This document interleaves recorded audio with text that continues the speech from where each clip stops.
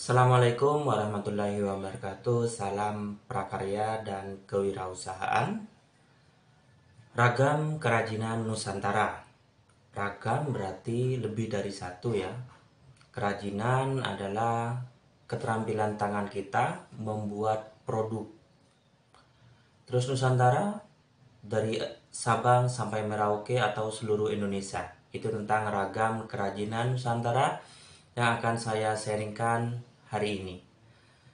Indonesia memiliki beragam suku, adat, dan budaya yang tersebar di pulau-pulau. Karena Indonesia terdiri dari beberapa pulau. Hal ini disebabkan oleh kondisi geografis Indonesia yang beragam. Dari kondisi tersebut lahir beragam produk kerajinan. Beberapa perbedaan yang muncul misalnya daerah pesisir cenderung memiliki dominasi warna cerah di kain-kain tipis, sementara pegunungan selalu menghadirkan kerajinan dengan ciri khas bahan tekstil yang tebal, karena di pegunungan juga dingin. Seperti itu. Kerajinan daerah merupakan produk budaya yang seringkali berawal dari alat bantu atau alat pakai sehari-hari. Masyarakat dalam kebudayaan tersebut, misalnya noken dari Papua, didesain sedemikian rupa untuk memudahkan masyarakatnya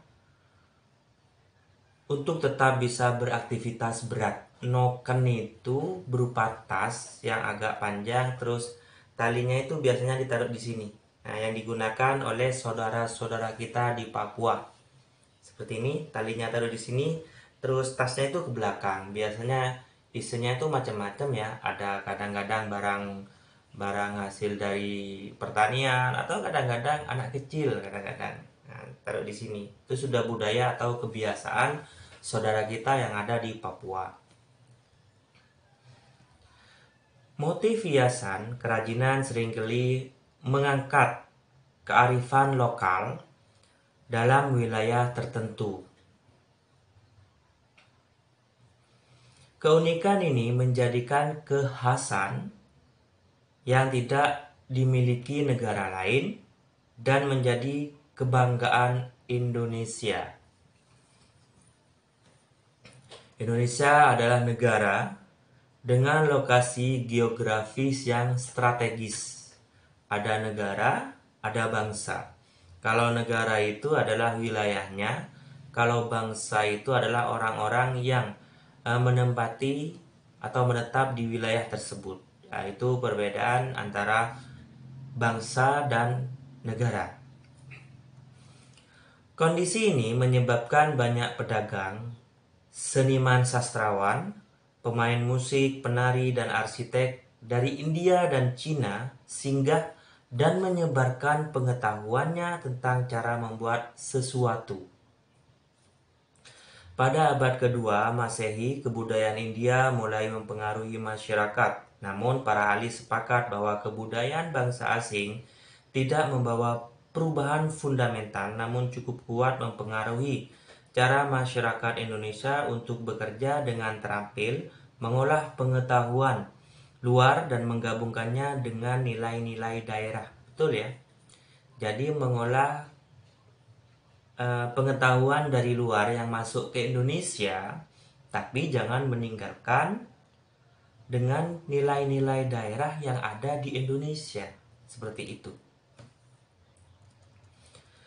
Sebagai upaya mengembangkan kemampuan berpikir kritis siswa terhadap proses pemahaman materi, diharapkan dalam proses memahami ragam kerajinan tidak hanya seputar mengenal dan mengetahui, namun juga menganalisis cerita kesejarahan serta asal muasal sebuah kerajinan sebagai pengayaan dan kegiatan alternatif.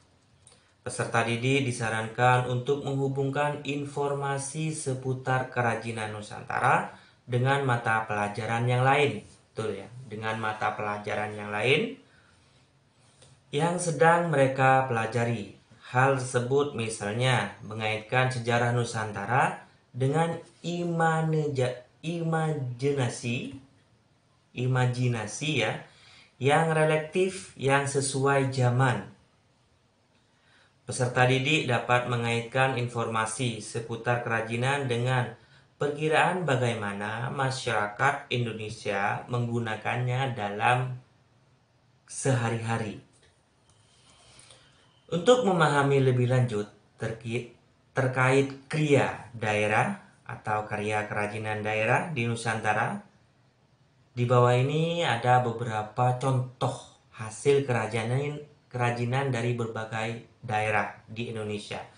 Yang pertama tenun, yang merupakan kerajinan berbahan dasar benang organik. Benang organik itu benang yang terbuat dari hewan. Contohnya ulat sutra ya. Benang yang disusun memanjang disebut lungsi. Jadi ketika menenun itu ada alatnya ya, yang tradisional. Terus benang yang sudah disiapkan itu disusun memanjang. Jadi orangnya duduk gini, terus ada alatnya. Jadi benangnya disusun memanjang, ditali dari ujung depan ke ujung belakang itu memanjang, itu namanya lungsi. Yang melebar disebut pakan. Terus yang melebar, jadi ada benang memanjang di alat tenun itu dan ada benang yang disusun secara melebar. Itu disebut pakan. Ingat, yang memanjang itu lungsi, yang melebar itu disebut pakan.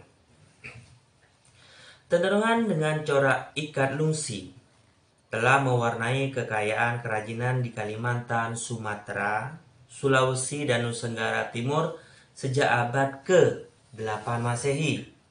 Tenun ikat mulai berkembang di Pulau Jawa pada abad ke-10. Jadi leluhur kita itu sudah hebat, bahkan sangat maju ya. Dimana mereka itu sangat kreatif mengembangkan potensi daerah yang ada. Misalkan menanam kapas, nanti kapasnya itu setelah dipanen terus dipintal dengan alat pemintal. Ada alat pemintal ya untuk memintal kapas menjadi sebuah benang. Setelah jadi sebuah benang, mereka memberikan pewarna alami supaya benangnya nanti berbeda-beda warnanya. Terus setelah selesai baru ditenun, dijadikan sebuah produk ditenun, disesuaikan dengan keinginan. Warna yang dipakai juga disesuaikan dengan keinginan. Setelah ditenun jadilah sebuah kain, selembar kain ya, yang hanya memiliki panjang dan lebar. Karena dulu ini masih tradisional, jadi hanya menghasilkan seperti kain sarung lah gampangannya, atau samper ya kalau bahasa Maduranya. Oke, itu tenun.